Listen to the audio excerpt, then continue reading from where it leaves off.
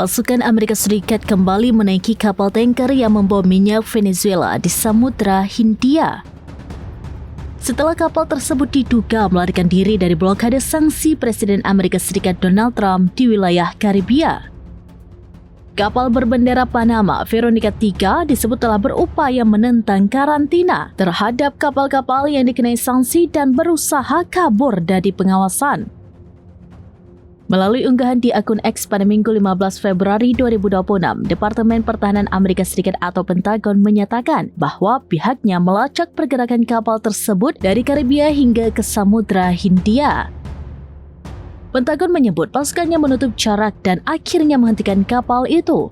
Unggahan tersebut juga menampilkan video pasukan Amerika Serikat yang diterjunkan menggunakan helikopter sebelum naik ke atas dek kapal tanker. Kapal itu dilaporkan membawa hampir 2 juta barel minyak mentah dan bahan bakar. Pentagon tidak menjelaskan secara rinci apakah kapal tersebut resmi disita dan berada di bawah kendali Amerika Serikat. Setidaknya 9 kapal yang diduga terkait pengangkutan minyak Venezuela telah disita dalam beberapa bulan terakhir. Langkah ini merupakan bagian dari strategi pemerintahan Trump untuk memperketat kontrol terhadap ekspor minyak Venezuela.